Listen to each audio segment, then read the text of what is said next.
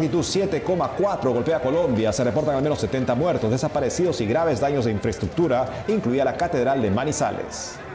El primer ministro de Israel, Benjamín Netanyahu, rechaza el plan de paz de 15 puntos del presidente Donald Trump para Gaza y condiciona su retirada al desarme total de Hamás. Tras la toma de posesión del presidente de Colombia, Abelardo del Espriella, analizaremos la escena política con el cambio de sede, la presencia de las Fuerzas Armadas y un notable componente religioso. El Papa León XIV insta a la comunidad internacional a respaldar un cese del fuego inmediato en Sudán. A pocos meses de la visita del Papa León XIV a Perú, conocemos el libro Huellas de Pastor, con testimonios inéditos sobre sus años de misión en el norte del país.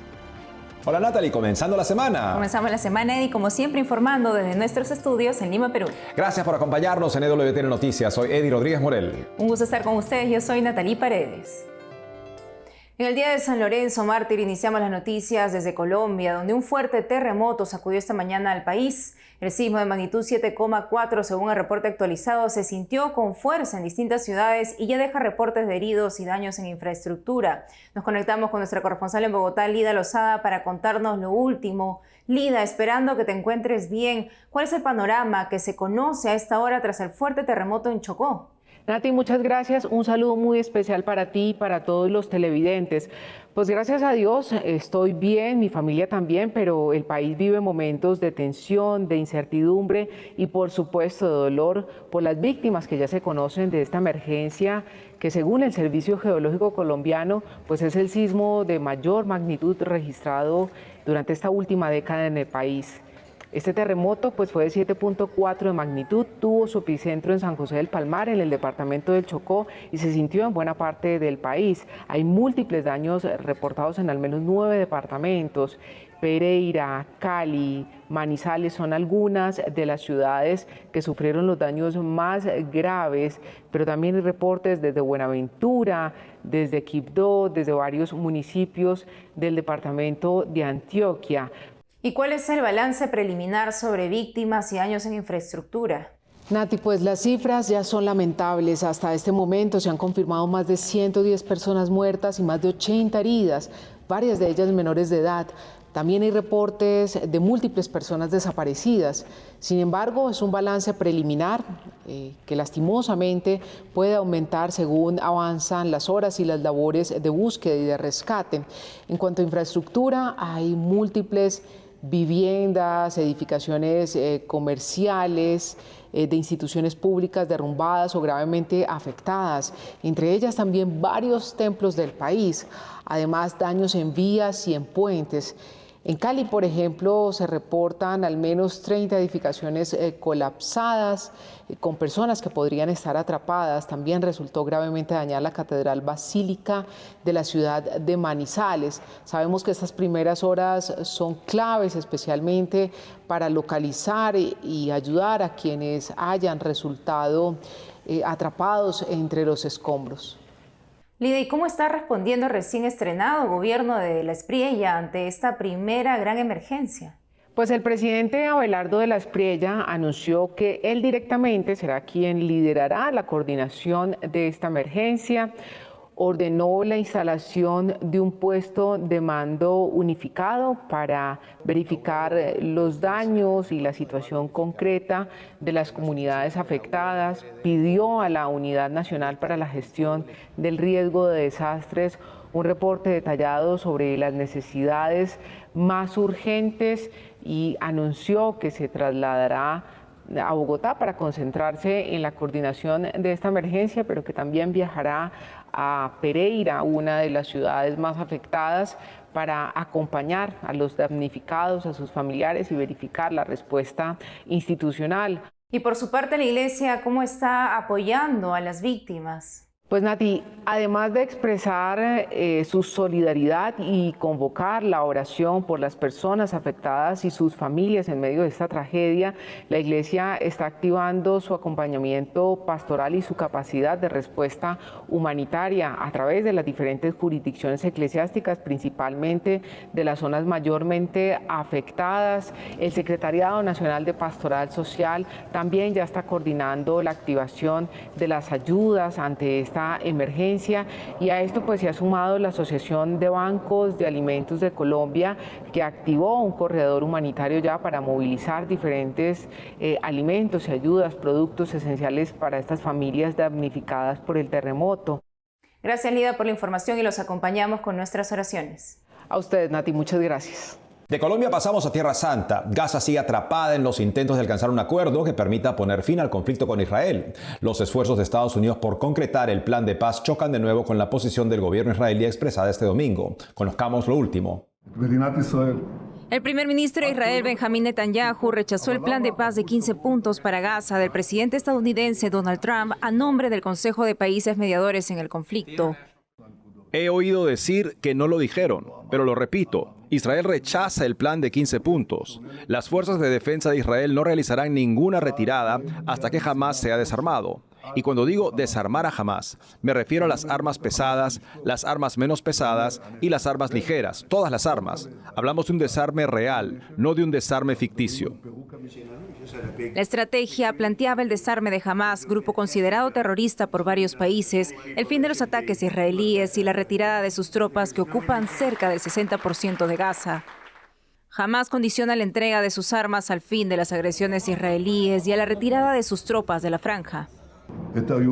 Estamos haciendo lo que hay que hacer por la seguridad de Israel y somos capaces y sabemos cómo mantenernos firmes, incluso frente a nuestros enemigos más cercanos cuando sea necesario. Israel continúa con sus ataques contra Gaza. La población civil es la más afectada. Hace unos días tuvimos 12 muertos en un solo día. Por eso no tenemos muchas esperanzas en la tregua. Queremos una tregua formal. Por su parte, los israelíes ven con desconfianza el plan estadounidense para una paz duradera en Gaza. Pero está claro que Hamás no se desarmará. Y si Hamás no se desarma, Israel no se irá a ninguna parte.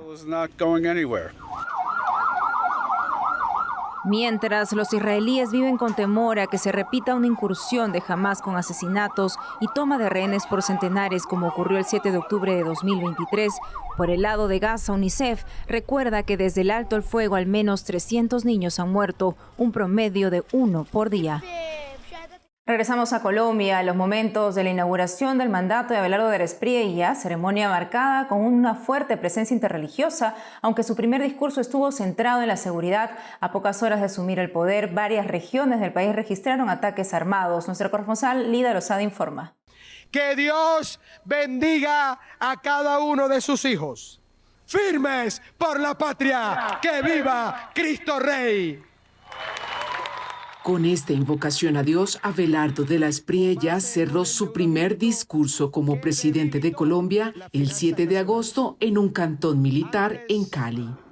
Minutos antes juramentó el cargo en una ceremonia que rompió la tradición institucional del país. La posesión presidencial no se realizó en el Capitolio Nacional en Bogotá, sino en el auditorio de la Universidad Santiago de Cali en el Valle del Cauca.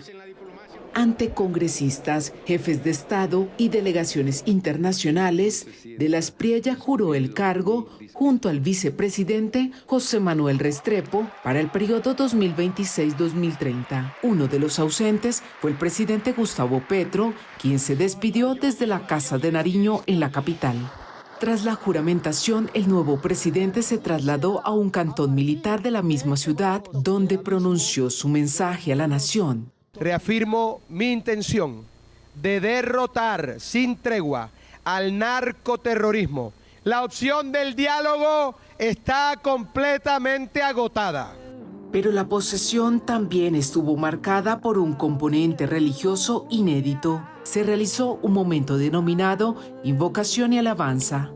El auditorio quedó a oscuras y la única imagen iluminada fue la de la Virgen de Fátima junto al estrado con el canto Aleluya de fondo. Después intervinieron un rabino de la comunidad judía, un pastor evangélico y dos representantes de la Iglesia Católica. Dale sabiduría para discernir, humildad para escuchar, fortaleza para servir. El presidente de la Conferencia Episcopal enfatizó en la unidad, la reconciliación y la paz. Como creyentes sabemos que la esperanza no es ingenuidad, sino la fuerza que nos impulsa a perseverar. La presencia de estas voces religiosas generó debate sobre los límites entre la expresión de la fe y el carácter laico del Estado colombiano.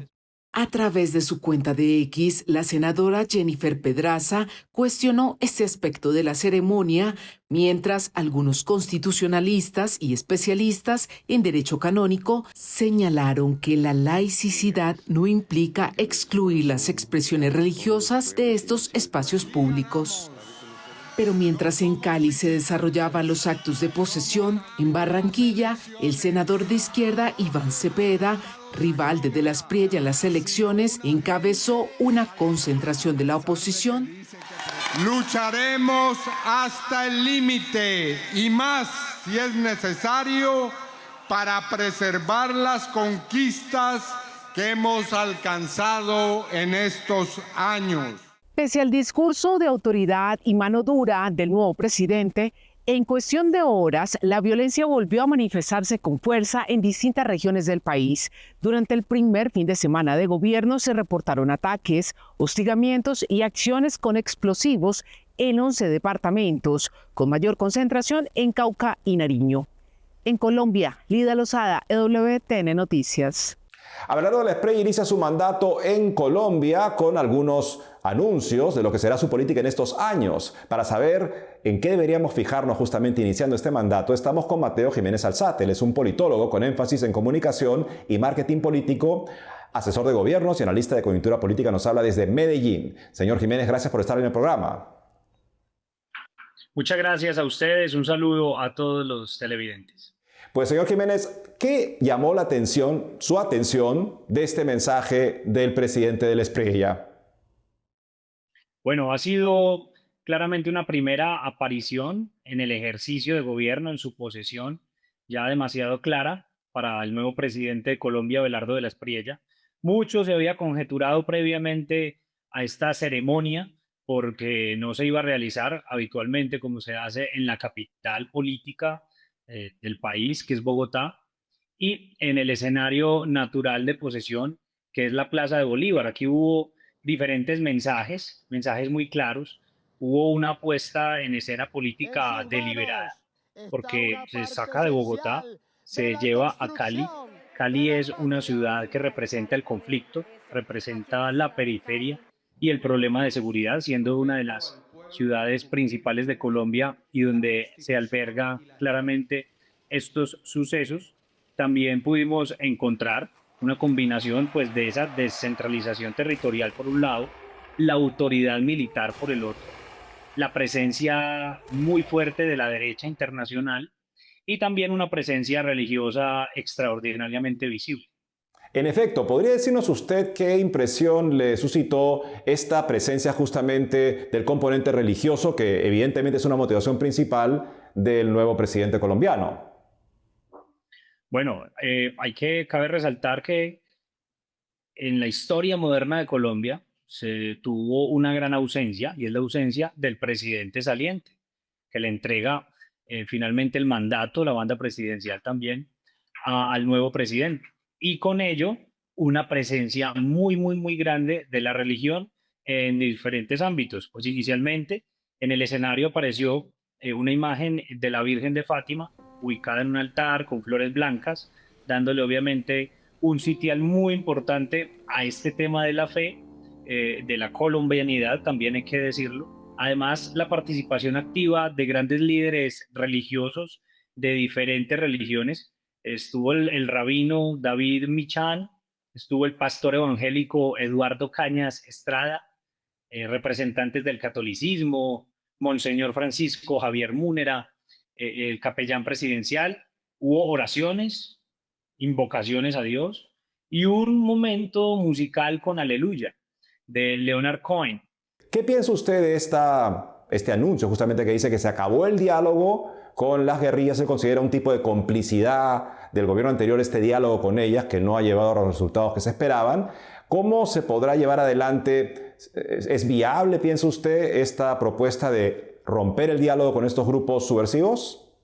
Bueno, sabemos y entendemos que el tema de seguridad es sumamente complejo, que necesita muchísimas aristas porque no hay ninguna fórmula mágica para desprenderse de estos problemas. Es importante ejercer el monopolio de la fuerza, por supuesto. Es la función principal de cualquier gobierno cuando se trata de defender la vida, la libertad, la dignidad, la honra, los bienes de las personas, pero también es fundamental que dentro de esa estrategia militar no solamente se utilice la fuerza, sino también otras formas de lucha y, ¿por qué no?, el diálogo cuando sea necesario.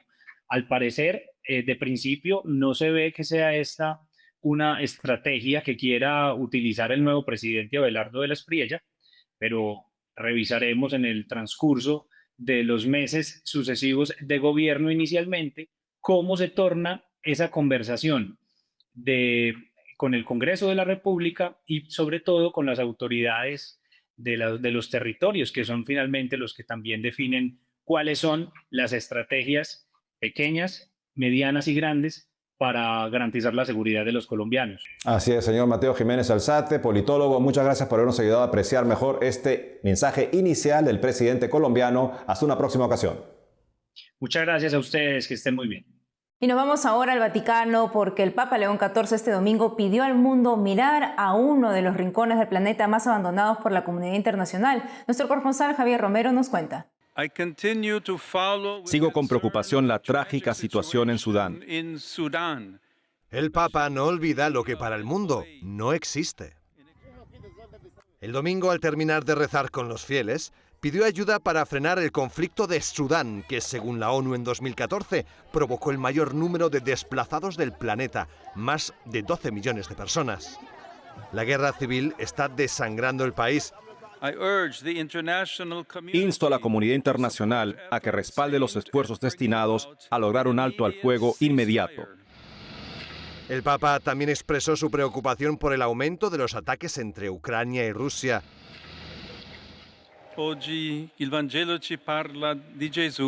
Minutos antes había reflexionado con los fieles sobre el Evangelio del día, en el que narra cómo Jesús calma una tempestad que amenazaba con hundir la barca en la que viajaba con sus discípulos.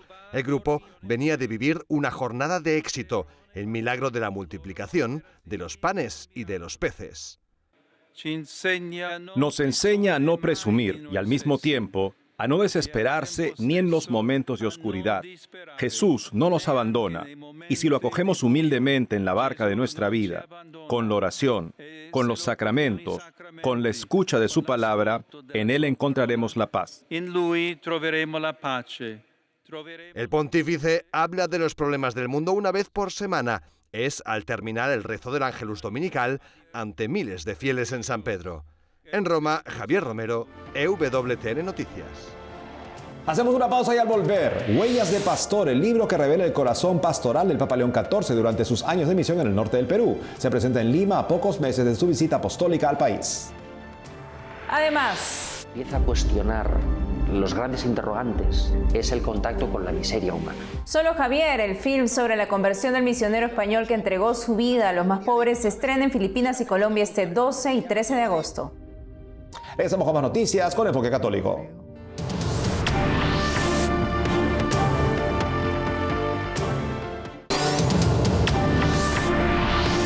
Ante la llegada del Papa León a Latinoamérica en noviembre, en su regreso a Perú, cobran especial significado los recuerdos de su misión en el norte de nuestro país, plasmados en el libro Huellas de Pastor del padre David Farfán, párroco de Santo Toribio de Mogrovejo en Saña. Aquí en la entrevista.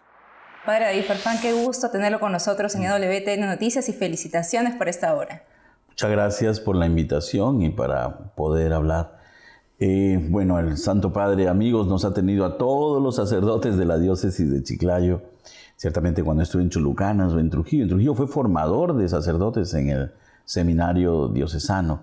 Y tengo esta oportunidad, muy bien, que me han invitado ustedes para poder tener esta opción, ¿no?, de decir, porque lo del libro y todas las otras cosas que van a venir. Así es, padre, sí. Justamente, ¿por qué? ¿Qué lo motivó a la creación de Huellas de Pastor? Mire, yo creo que era oportuno que alguien hablara desde la realidad de los que hemos visto parte de su vida, sobre todo desde aquel 12 de diciembre de 2014 hasta cuando es llamado para ser cardenal en Roma. Ese periodo de tiempo refleja el libro, ¿no? Nosotros hemos seguido el ejemplo, las huellas de nuestro pastor, ¿no? Así es, padre. ¿Y qué experiencias, qué historias nos podría comentar usted, también como discípulo del Papa León XIV, que reflejan mejor ese corazón pastoral de nuestro Santo Padre? Específicamente una en tiempo del COVID. Se llama la iniciativa Aguadito con Fe. Es muy particular el nombre. Era una forma concreta, real, de responder a una necesidad que estaba viviendo nuestra gente. En las grandes ciudades, pues, bastaba que un miembro de la familia saliera y comprara los alimentos, varón, mujer, como lo estipuló el gobierno en aquel tiempo. Pero ¿cómo se le hace en las zonas rurales? ¿Cómo podíamos llegar a los centros poblados, ¿no? Entonces esa necesidad hizo que nuestra parroquia, que tenía un proyectito en la crianza de animales, específicamente conejos, hizo que él se interesara y nos ayudara desde Cáritas con todo lo que faltaba para crear un alimento, ¿no? En este caso muy popular entre nosotros, que es el aguadito. Entonces teníamos todos los elementos y bautizamos este proyecto que por 2 años acompañó en la parroquia a todas las zonas, el Aguadito con Fe. Y ahí pudimos todos encontrar ese gran corazón de pastor. Chulucanas abrió su sensibilidad social. En Trujillo, la oportunidad de formar, educar a quienes iban a ser sacerdotes.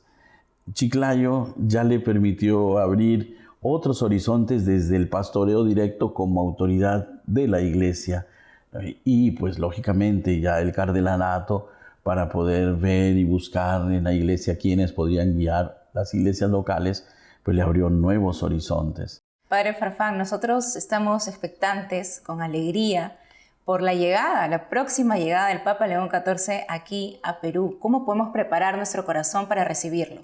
La unidad. El gusto más grande del Santo Padre es ver un Perú unido. Y para ello, pues, no esperemos el último momento, cuando falten días recién para que en las parroquias, los grupos, nuestros mismos obispos nos digan, ya, hay que hacer esto. Él desearía ver un Perú con esperanza, que camine en la paz, sin confrontación. Puede haber discrepancia, pero la confrontación y los gestos que denotan confrontación no son una buena forma de recibir a tal personalidad como el Santo Padre. Muchas gracias, Padre. Definitivamente invitados todos a adquirir la obra Huellas de Pastor para conocer mejor y de cerca el corazón pastoral de nuestro Santo Padre. Padre David Farfán, muchísimas gracias por la entrevista. Muchas gracias a ustedes y, como siempre, esperándoles en su peregrinación a Saña, Tierra Santa. Nos vamos con noticias de Colombia, donde este 13 de agosto se estrena la película Solo Javier, una historia de conversión y del despertar de una vocación religiosa ayudando a los más necesitados en los Andes peruanos, y que tiene a su protagonista con una causa de santidad abierta en el Vaticano. El Papa León conoció a Javier cuando era misionero en Perú. Para darnos más detalles al respecto, estamos en conexión con Joseph María Anglés, director del docufilm Solo Javier. Joseph María, bienvenido a EWTN Noticias. ¿Qué tal? Mucho gusto, encantado de estar aquí, gracias por invitarme. Joseph María, ¿qué te impactó de la historia de Javier que lo llevó a decidir llevarla al cine? Pues cuando me contaron el entorno de Javier, familia y amigos, esta propuesta de la película, entonces me estuvieron enseñando pues algunos documentos sobre la vida de Javier y demás. La verdad es que, o sea, me pareció como muy extraordinaria esta búsqueda tan radical de sentido y de una vida plena, de una vida feliz, de una vida pues con significado que Javier tuvo desde bastante joven, ¿no?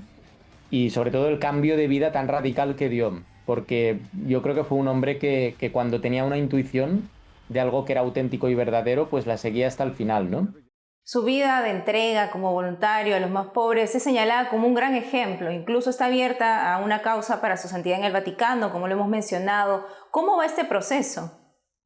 O sea, el proceso, hasta donde yo sé, o sea, es un proceso que se tiene un poco la idea de que algún día progrese. Ahora mismo está digamos, en la fase de dar a conocer al personaje, a la persona, ¿no? En este caso a Javier. Entonces, un poco por eso, en esa línea, se ha hecho también el tema del documental. Se ha publicado también un libro junto con la película, que se puede adquirir online a través de solojavier.com también. Es un libro que explica de una manera mucho más detallada lo que es la biografía, o sea, con muchos más pues, fechas y detalles y todo. Y luego también tiene una cosa muy, muy especial, que son la transcripción de varias de sus cartas manuscritas, puestas ahí en el libro, ¿no? ¿Y cuáles han sido los mayores retos para grabar la historia de Javier? De repente algunos detalles de su vida, algunas anécdotas que vivió, su vocación. Pues la verdad que ha habido varios. Yo creo que uno de los retos más curiosos y que también luego transmiten como mucha verdad en pantalla es que en muchas escenas hemos usado un sistema de rodaje, digamos, un planteamiento, que robándole la expresión a un actor que cuando lo vio dijo, oye, esto parece cinema verité, me dijo. Cinema verité en el sentido de que muchas veces la gente que aparece de fondo en el plano y tal no son extras. O sea, no es lo típico de que contratas a gente para que esté al fondo y tal, sino que era tal cual la gente que había allí realmente, ¿no? Esto ocurre con varias escenas, con las de Perú, con todas, realmente. O sea, cuando Javier está de misiones en Perú, que no voy ahora a hacer spoiler, pero bueno, sale en el tráiler y sí que fue un momento importante en su vida. Pues toda la gente que aparece ahí con él y tal es gente que está actualmente allí en Perú, en una realidad similar a la que Javier se encontró cuando fue, ¿no? Y ahora que se estrena en Colombia, se estrenará también en otros países. ¿Y qué mensaje de repente le gustaría que también así se queden los colombianos y de repente otras personas que también vean Solo Javier? Exacto, ahora, como dices, se estrena el día 13 en Colombia, en Cinemark, y me comentaban que también el día antes, el día 12, se estrena en Filipinas, en inglés. Quiero animar también al público de acá, ¿no? Que la vayan a ver y que se dejen interpelar por Javier y que salgan del cine con quizá algún propósito, algún pensamiento de alguna cosa que pueden enderezar mejor en su vida, a lo mejor. Definitivamente un gran testimonio de fe y de amor también hacia los demás, hacia Dios sobre todo, Javier, ¿no? Solo Javier. Así que invitados todos nuestros televidentes de Colombia a ver esta película. Josep María Anglés, gracias por la entrevista. Muchas gracias, muy amable. Y eso es todo, amigos. Gracias por haber estado con nosotros. Recuerden seguirnos siempre en nuestras redes sociales y en ewtnnoticias.com. Hasta mañana.